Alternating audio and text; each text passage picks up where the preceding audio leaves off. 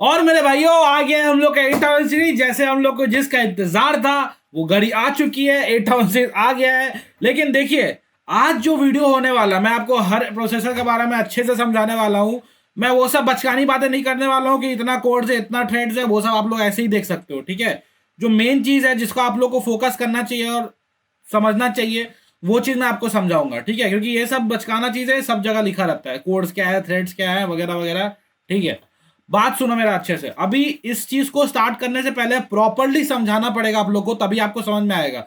अब प्रॉपर समझाने से पहले मेरे को कुछ टर्म्स है जो कि आपको क्लैरिफाई करना पड़ेगा, ताकि आप लोग आगे आने वाले जो मैं बातें बोलूंगा हर एक प्रोसेसर को लेके आपको अच्छे से समझ में आए, ठीक है। तो वीडियो स्किप वगैरह मत करना, नहीं तो फिर बाद में जब मैं प्रोसेसर के बारे में बोलने जाऊंगा तो आप लोग को सच में कुछ नहीं समझ में आने वाला है, ठीक है। तो इसीलिए पूरा वीडियो थोड़ा देखना, क्योंकि थोड़ा लंबा होगा, क्योंकि भाई अच्छे से हर एक प्रोसेसर को मैं समझाऊंगा यहाँ पर, ठीक है।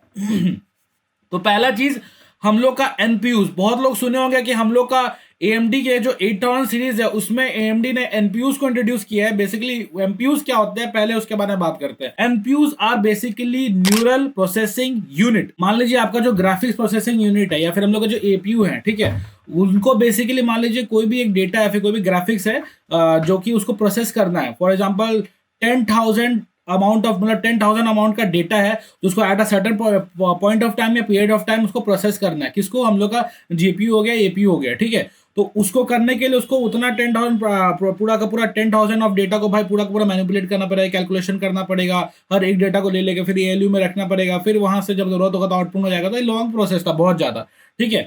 लेकिन एनपीयूज क्या करते हैं, वही 10,000 डेटा को कंप्रेस करके 1,000 डेटा कर देते हैं, और फिर उसके बाद उसको मैनिपुलेट करते हैं, कैलकुलेशन करते हैं, फिर हम लोग को फिर एक्यूमुलेटर में भेजते हैं, वहां से फिर आउटपुट में जाता है, ठीक है।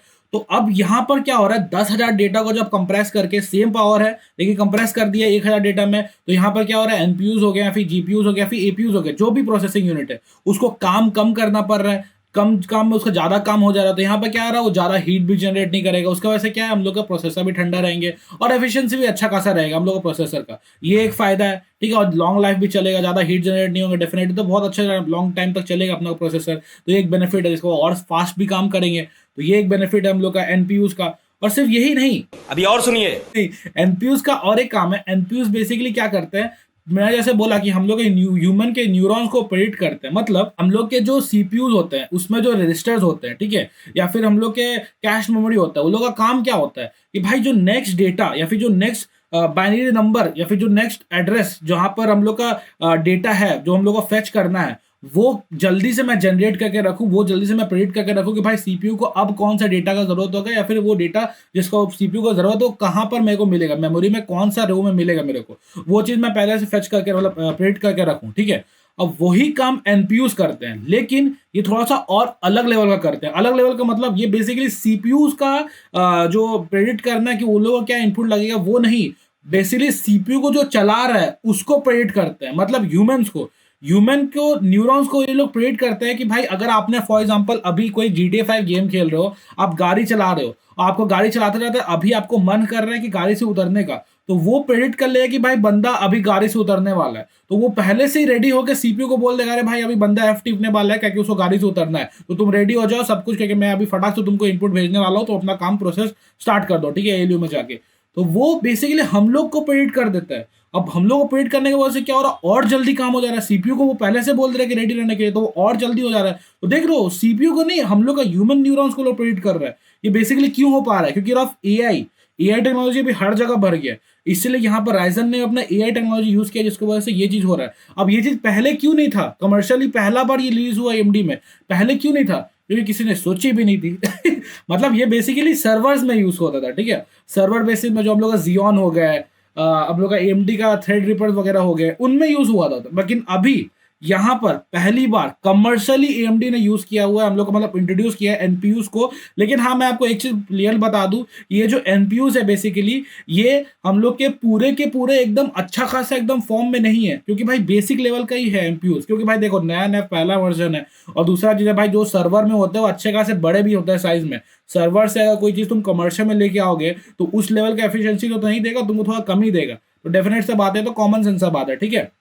लेकिन हाँ, यहाँ पर एक क्वेश्चन आप लोग का आएगा, अगर एनपीयू इतने ही स्ट्रांग है, और एक और चीज, एनपीयू 10,000 टाइम फास्टर होते हैं जीपीयू से, एक्सटर्नल जीपीयू से। जी हाँ, लेकिन आप लोग को यहाँ पर एक और क्वेश्चन आएगा कि भाई तब अगर एनपीयू इतना फास्ट है ही, तो क्यों लोग एनपीयूज को क्यों नहीं यूज करते एज कंपेयर टू जीपीयू ही क्यों यूज करते हैं? क्योंकि एमपीयू जैसे मैं बताया एक सर्टेन अमाउंट ऑफ लिमिट है उसके पास, ठीक है, वो लिमिटेड एक अमाउंट है, तो वो उतना बड़ा बड़ा फाइल्स ऑफ डेटा, उतना ज्यादा जाइगेंटिक फाइल्स ऑफ डेटा को नहीं प्रोसेस कर सकता उतना अच्छे से, ठीक है, क्योंकि उसको स्पीड भी अच्छा खासा मैटर करना है, इसलिए जीपीयूज को यूज करते हो, जीपीयूज में नहीं हो सकता। और एपीयूज हो गए, एनपीयूज हो गए, बेसिकली जो हम लोग इंटीग्रेटेड चिप होते हैं जीपीयू के, मतलब ग्राफिक्स के, हम लोग के सीपीयूज में, उनको उस लेवल का प्रोसेसिंग नहीं करना पड़ता जिस लेवल का प्रोसेसिंग हम लोग ग्राफिक्स कार्ड करना पड़ेगा, ठीक है, तो इसीलिए वो वहां पर आप लोग अभी तक हैं तो ठीक है। लेकिन जब हम लोग के एनपीयू उस लेवल के हो जाएंगे कि जीपीयू को रिप्लेस कर देंगे, तब वो डेफिनेटली रिप्लेस करेंगे, लेकिन अभी उस टाइम तक उस लेवल तक वो लोग नहीं पहुंचे, इसीलिए अभी जीपीयू को नहीं यूज किया गया, क्योंकि वो सर्टेन लिमिट है। क्योंकि मैं सीधा सा एग्जांपल बताऊं,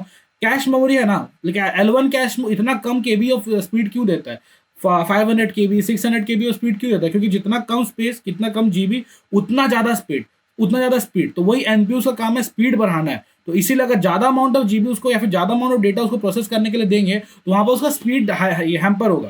दैट इज द रीजन हम लोग एनपीयू को नहीं यूज करते हैं एक्सटर्नल जीपीयू में। लेकिन अगर प्रोसेसिंग का बात करें, जिस अमाउंट ऑफ डेटा को वो प्रोसेस करता है ना, एक एक्सटर्नल जीपीयू से फास्ट वो करता है, ठीक है। लेकिन अब आने वाले टाइम में हो सके तो एनपीयूज भी इंट्रोड्यूस कर दिया जाए, रिप्लेस हो जाएंगे जीपीयू से, बट अभी वैसा कुछ नहीं होने वाला। तो हालांकि आई होप आप लोगों को एनपीयूज का काम समझ में आ गया होगा, जो कि अभी तक किसी ने इसको लॉन्च नहीं किया। एएमडी ने पहली बार इसको लॉन्च किया अपने एएमडी 8000 प्रोसेसर्स के साथ। और अब सेकंड टर्म जो मैं बात करने वाला हूँ, आप लोग को बहुत सारा कॉमन ही होगा, फिर भी मैं बता दे रहा हूँ, रोप्स बेसिक होता है रास्टर ऑपरेशन पाइपलाइन, या फिर रास्टर आउटपुट यूनिट भी आप लोग इसको बोल सकते हो। इसका बेसिकली काम क्या है, हम लोग का जो ग्राफिक्स प्रोसेसिंग यूनिट है, ठीक है, या फिर हम लोग के एनपीयूज, अब तो एनपीयूज आएगा तो एनपीयूज ही बोलेंगे, ये जो बेसिकली जो भी टेक्सचर मैपिंग हुआ होता है, मतलब कि जो भी आपके ग्राफिक्स है, जो भी रेंडर हुआ होता है, 2D हो गया, 3D हो गया, ठीक है, जो भी टेक्सचर आप रेंडर जनरेट करके रखा होता है आपका ग्राफिक्स प्रोसेसिंग यूनिट, या फिर आपका हम लोग के जो एनपीयूज है, उसको एक जगह से दूसरी जगह लेके जाना है। एक जगह दूसरी जगह मतलब कहाँ पर, हम लोग के जो मेन जहां पर ये सब पूरा मैनिपुलेशन हुआ है एएलयू से, हम लोग के आउटपुट रजिस्टर्स होते हैं वहां तक लेके जाने का काम होता है। पाइपलाइन एक तरह से समझ लो कि जो भाई प्रोसेसिंग हो गया है, वो डेटा तो वहीं पर रहेगा, उसको किसी ना किसी के थ्रू तो भेजना पड़ेगा ना, तो वहां पर ये रास्टर पाइपलाइन का काम आता है। मतलब यहाँ पर रास्टर ऑपरेशन पाइपलाइन काम आता है। वो क्या करता है, वो जो पूरा टेक्सचर जनरेटेड है उसको लेके पाइपलाइन के थ्रू उसको भेजता है, कहाँ पर, उसको भेजता है आपका आउटपुट डिवाइसेस में, जैसे कि हम लोग का मॉनिटर वगैरह होगा जहाँ पर आपको शो करता है। तो बेसिकली रोप्स का ये काम है, और जितना ज़्यादा रोप्स होंगे उतना ज़्यादा टेक्सचर आपको आउटपुट मिलेगा, उतना ज़्यादा आपको टेक्सचर क्या बोलते हैं जनरेट होंगे। फिर हम लोग एक टर्म आता है टीएमयूज। ये क्या होता है, बेसिकली टेक्सचर मैपिंग यूनिट। अब जो मैंने रोप्स बोला, तो वो जो जनरेट होता है वो किसका थ्रू होता है, ये टीएमयूज की होता है। ये जो टेक्सचर मैपिंग यूनिट है, यही पूरा ग्राफिक्स वगैरह को मैपिंग करते हैं, रेंडर करते हैं, जनरेट करते हैं। फिर उसके बाद उसको रेंडर रास्टर ऑपरेशन पाइपलाइन के पास दे दिया जाता है, बोला भाई तुम लेके जाओ आउटपुट का दाब वहां पर उसको दे दो, ताकि आउटपुट में डिस्प्ले आ जाए उस जनरेटेड ग्राफिक्स का, ठीक है।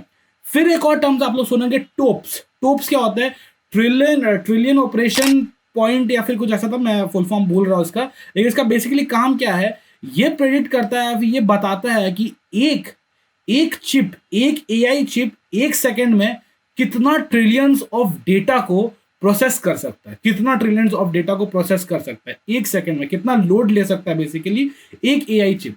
ये बेसिकली उसका काम है। और जितना ज्यादा ये अमाउंट में होगा, समझ लो आपका एक एआई चिप अच्छा खासा, मतलब समझ लो मैं आपको बात बताऊं, फॉर एग्जाम्पल 40 टोप्स है कोई एक जीपीयू में, कोई एक एनपीयू में 40 टोप्स है, तो उसका मतलब क्या हुआ कि एक एआई चिप क्या करता है कि आपका ट्रिलियंस ऑफ डेटा को मतलब क्या बोलता है, मतलब मैनिपुलेट कर, सॉरी, ट्रिलियंस ऑफ डेटा को प्रोसेस करता है और उसके बाद उसको मैनिपुलेट करता है। तो यहाँ पर अगर एक chip for example trillions of data को कर रहा है, तो वहां पर 40 चिप्स है, तो 40 टोप्स 40 ट्रिलियन डेटा को आपका एक सेकंड में प्रोसेस कर सकता है।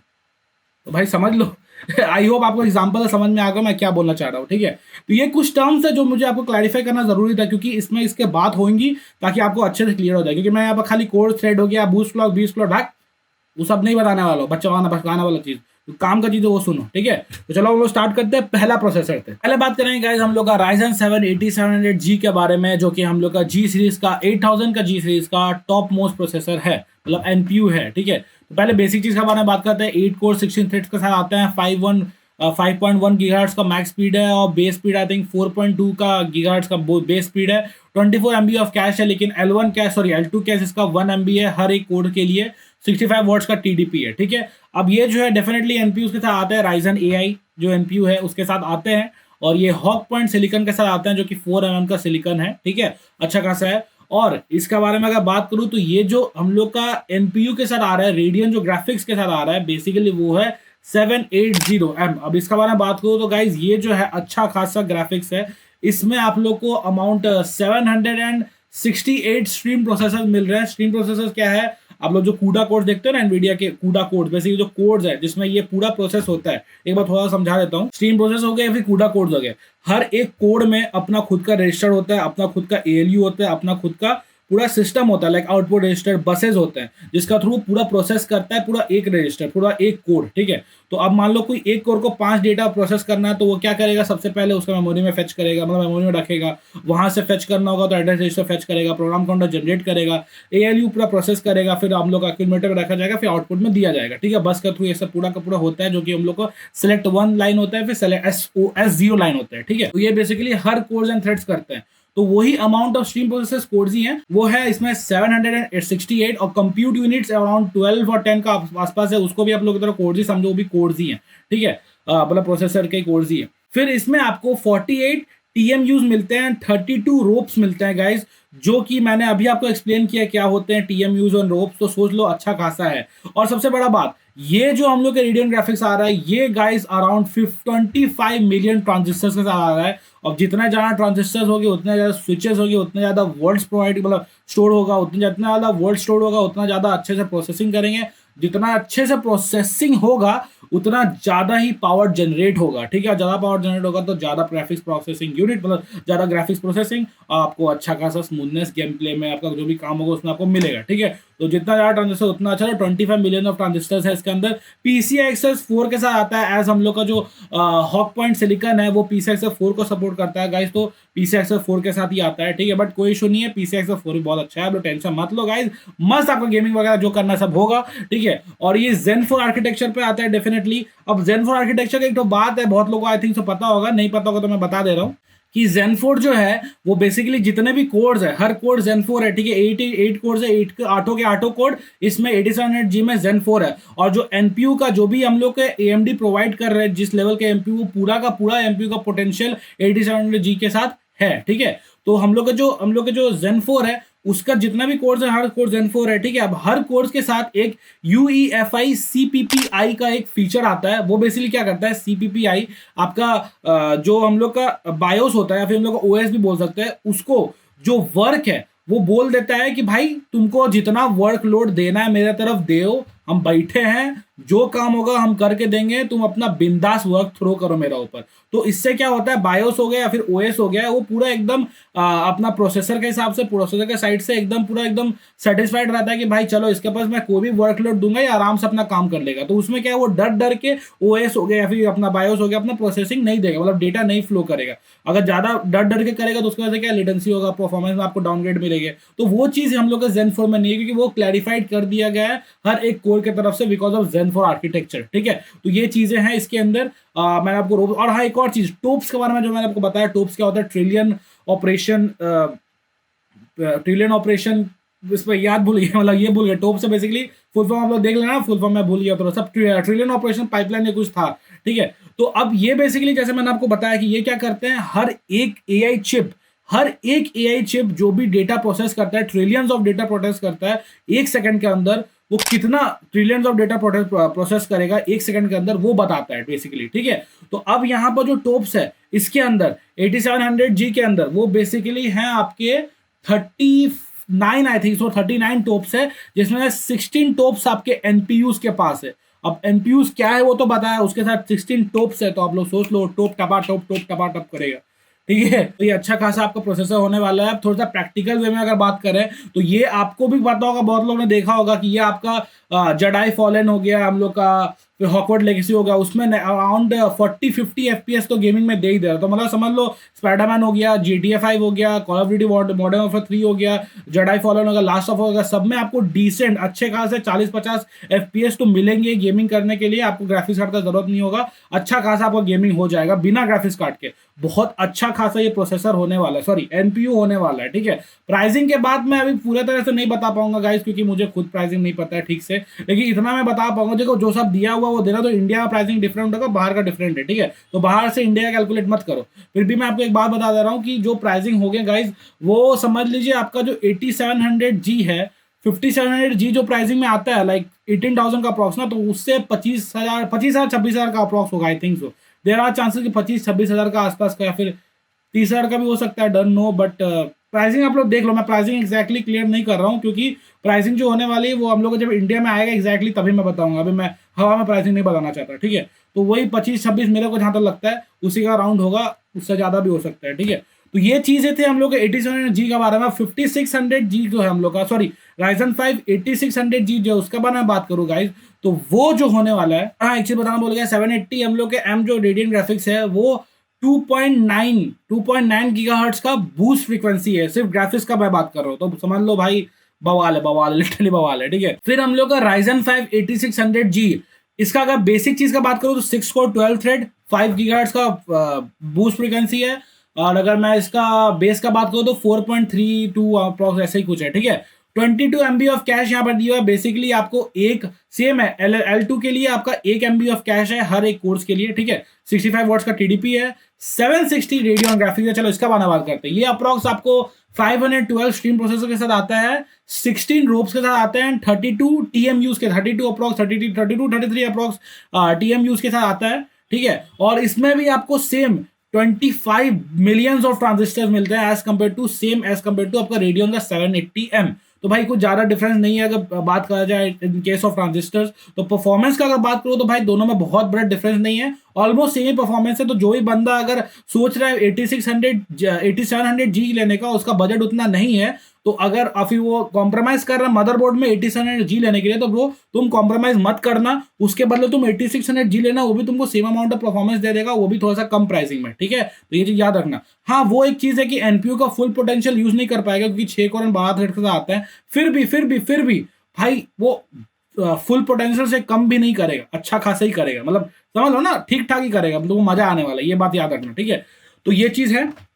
और सेम Zen 4 के साथ आता है, UEFI CPPI के साथ आता है, CPPC या फिर CPPI है जिसके साथ आते हैं, ठीक है। और वो जैसे मैंने बताया क्या करता है, वो पूरा का पूरा छूट दे देता है, बोलता है ओएस को बायोस को, भाई तुम लोगों को जितना लोड देना लो, हम बेड़ा बैठा है इधर लेने के लिए, ठीक है। तो ये तो वही चीज़ है। ये चीज़ और क्या है वही सेम हॉकवर्ड पॉइंट के साथ आता है, हॉक पॉइंट सिलिकन के साथ आता है 4mm का। वो चीज़ है। प्राइसिंग में अभी फिर वही हम डिस्क्लोज नहीं कर रहा हूँ, अप्रॉक्स मेरे को जहाँ लगता है वही 18-19 का अप्रॉक्स आएगा, बट फिर भी जब आएगा तो अपना देख लिया जाएगा। हालांकि प्रोसेसर बहुत अच्छा है गाइस, पूरा 8700G के जैसा ही है, बस कुछ चेंजेस है जैसे मैंने बताया। फुल पोटेंशियल एनपीयू का यूज़ नहीं करेगा, 760 के साथ आता है जो कि 512 स्टीम प्रोसेसर है, मतलब नंबर में खाली कम है बोलूँ तो। बाकी परफॉर्मेंस वगैरह जो टेक्नोलॉजी वगैरह है वो सब कुछ एकदम सेम टू सेम है, कुछ उसमें डिफरेंस आप लोग को नहीं मिलने वाला, ठीक है। बाकी खाली नंबर्स में खाली डिफरेंस और कुछ नहीं है। देखो मैं माइक भी गिर गया बोलते ठीक है। तो यही चीज़ है गाइस।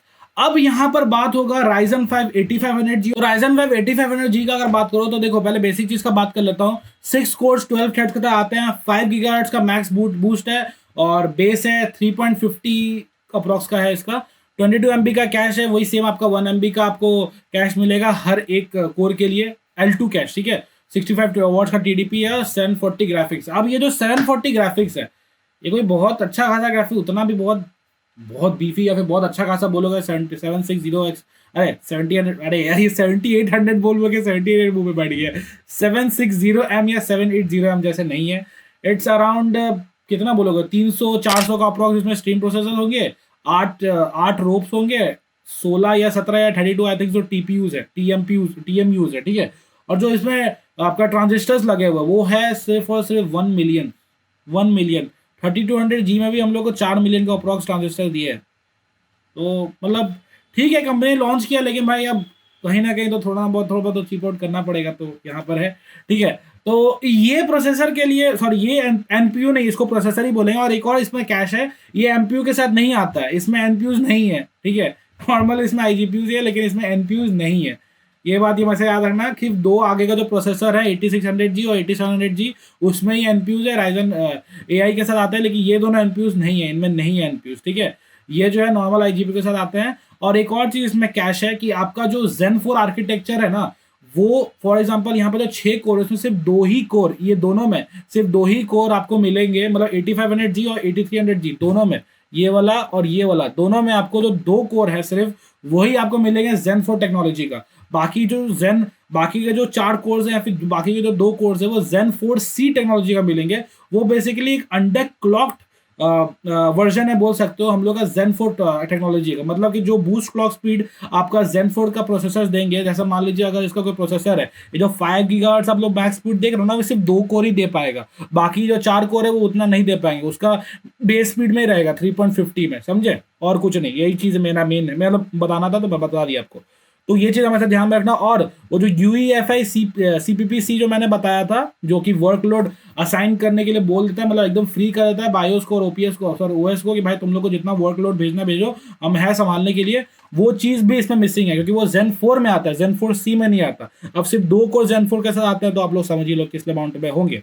ठीक है, तो ये प्रोसेसर जब भी आएगा ठीक है, लेकिन मैं इसको रिकमेंड नहीं करूंगा इसको किसी को लेने के लिए। अगर आप जाओगे ही जी में 8000 में, तो भाई इसके साथ जाओ, नहीं तो इसके साथ जाओ, ये दोनों बहुत बेटर है। इसके साथ ट्राई करो मत ही जाने का, वही बेटर होगा, क्योंकि बहुत कोई को अच्छा खासा जंप परफॉर्मेंस में इससे नहीं मिलने वाला। उससे बेटर 50G है भाई, वो सेम ही परफॉर्मेंस देगा, कुछ खास उतना डिफरेंस नहीं है, क्योंकि खाली बेस क्लॉक स्पीड और कोर्स एंड थ्रेड्स दे के मत लिया करो। ठीक है, बात वही है। और I think, I am not sure about it, but I think ये PCI Express 3 के नहीं PCI Express 4 के साथ ही आते हैं। सभी चारों ही PCI Express 4 के साथ आते हैं। ठीक है, तो उसका आप लोग टेंशन मत लेना। बाकी यही चीज था, Zen 4C के साथ आता है, और बाकी आपका जो 2 कोर्स है वही Zen 4 के होने वाले हैं, और बाकी 6 कोर्स में 12 थ्रेड का साथ है। ठीक है, और UEFI CPPC आपका मिसिंग है, और NPUs भी इसमें मिसिंग है। तो जस्ट एक नॉर्मल IGPU है ये। ठीक है, प्राइसिंग अप्रॉक्स 12-13 का आसपास आएगा, बट आई वोंट रिकमेंड कि इसके साथ जाओ, उसके बेटर 8600G के साथ जाओ, ज़्यादा बेटर होगा आपको, बहुत बेटर होगा, ज़्यादा क्या बहुत ही बेटर होगा। ठीक है, फिर आए हम लोग का Ryzen 3 3300G। तो भाई वही सेम कहानी है जो 8500G का। और हाँ, दोनों का सिलिकॉन भी डिफरेंट है, दोनों का फिनिक्स सिलिकॉन है दोनों का। ठीक है, वहाँ पर भी एक चीज़ है। अब ये 8500G जो है और 8300G जो है, ठीक है, ये दोनों का खेल सेम ही है जो मैंने बताया, बस डिफरेंस ये 4 कोर 8 थ्रेड का 4.9 गीगाहर्ट्ज का है, बेस 3.23 समथिंग है, आई थिंक, तो याद नहीं है, 2.323 समथिंग है। 12 MB का कैश है, मतलब 1 MB पर कोर। ठीक है, 740 सेम ग्राफिक्स है, और नो कोई NPU वगैरह नहीं। और सबसे बड़ा बात ये जो है, अब देख सकते हो ओनली इन पार्टनर सिस्टम, इसका मतलब क्या है, OEM जो पीसीज होते हैं, प्री बिल्ड पीसीज, उसी में आपको ये वाला प्रोसेसर मिलेंगे। आपको ये वाला प्रोसेसर नॉर्मली कमर्शियल में, आपको कस्टम बिल्ड में आप लोग इसको नहीं यूज़ कर सकते। आपको कस्टम बिल्ड में सिर्फ ये तीनों प्रोसेसर्स ही मिलेंगे। ठीक है, और ये तीनों में ये नहीं जाना, ये दोनों में जाओ। तो आई थिंक मैंने सबकी के बारे में आप लोगों को सब कुछ समझा दिया हो। कोई भी कंफ्यूजन हो तो कमेंट सेक्शन में बोलो, डिस्कॉर्ड में आओ, या फिर अपना मेंबरशिप ले लो, वहाँ पर आप मजा आ जाएगा। ठीक है, तो यही चीज़ था गाइज। फिर भी एक बार मैं कंक्लूजन में आपको बता दूं आप लोगों को क्या लेना चाहिए, नहीं लेना चाहिए। ठीक है, टेक्निकल टर्म्स में उतना नहीं चाहूँगा, क्योंकि वो पूरा मैंने समझा दिया आप लोग को। ठीक है, फिर भी कोई क्वेश्चन हो तो पक्का कमेंट करना। देखो 8700G जो है वो किन के लिए है, जिनका अच्छा खासा बिल्ड है। देखो प्राइसिंग मैं अभी नहीं बता पाऊंगा, इसलिए मैं ऐसे नॉर्मल बता रहा हूँ। जिनका अच्छा खासा बिल्ड करना है, अभी एक अच्छा खासा GPU या फिर NPU लेना चाहते हैं, ठीक है, और बाद में एक GPU लगा लेंगे, उनके लिए 8700G में अच्छी है। और उनका बजट जो है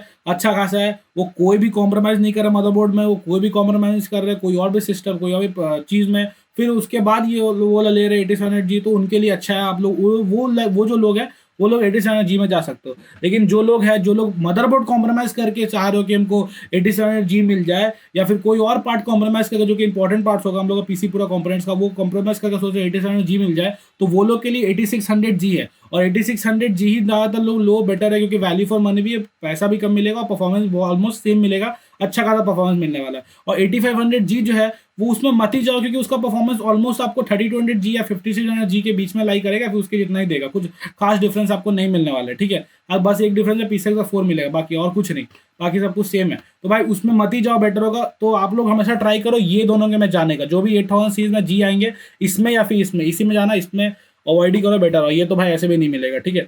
तो यही चीज़ था गाइज, आई होप आप लोगों को सब कुछ समझ में आ गया होगा, जो मैंने समझाया होगा। लंबा थोड़ा सा होगा क्योंकि मैंने बहुत डिटेल में आप लोगों को समझाया है, ताकि आप लोगों को पूरा क्लियर हो जाए कि भाई प्रोसेसर का काम क्या है, मतलब प्रोसेसर क्या होने वाले हैं, कैसे होने वाला है। एडिटिंग का अगर स्पेशली बात करूँ तो गाइज एडिटिंग में आपको ये दोनों बहुत हेल्प करने वाले हैं। सेम जितना एडिटिंग आपको ये हेल्प करेगा, उससे थोड़ा अमाउंट कम में ये हेल्प करेगी, क्योंकि because of the codes and threads, और कुछ नहीं। बाकी सब कुछ सेम है ब्रो, कुछ चेंजेस का जरूरत, मतलब कुछ टेंशन का जरूरत नहीं है, बाकी सब कुछ सेम है, ठीक है। और यहाँ पर आप लोग देख लो, दोनों ही आपको जाना है। आप अगर एडिटिंग करना चाहते हो, गेमिंग करना चाहते हो, ठीक है, आपको जी में जाना है, तो डेफिनेटली आप ये दोनों में ही जाओ। अब boost clock speed, base clock speed इतना ज़्यादा है, उसका आपको बहुत बेनिफिट होगा।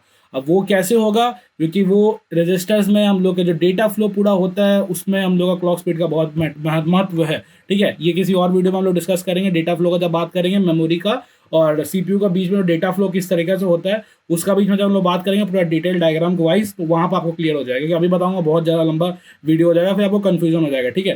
तो यही चीज़ था गाइज, आई होप आप लोगों को सब कुछ समझ में आ गया। एनी कन्फ्यूजन कमेंट करो, लाइक करो, डिस्लाइक करो, जो करना करो, बट वीडियो पूरा देखो, ठीक है। और आजकल क्या है भाई, व्यूज़ थोड़ा कम दे रहा, थोड़ा दो यार, व्यूज़ दो यार, ये तो फिर बेकार में हमको फिर जॉब करना पड़ेगा, नहीं करना है। प्लीज़ यार देखो ना, हमको मज़ा आता है करने में, ठीक है। प्लीज़ भाई थोड़ा सा सपोर्ट दिखाओ यार, अपना भाई को सपोर्ट दिखाओ, ताकि हम लोग अपना शॉप वॉप खोले, तुम लोग को पीसी से बिल्ड करेंगे यार।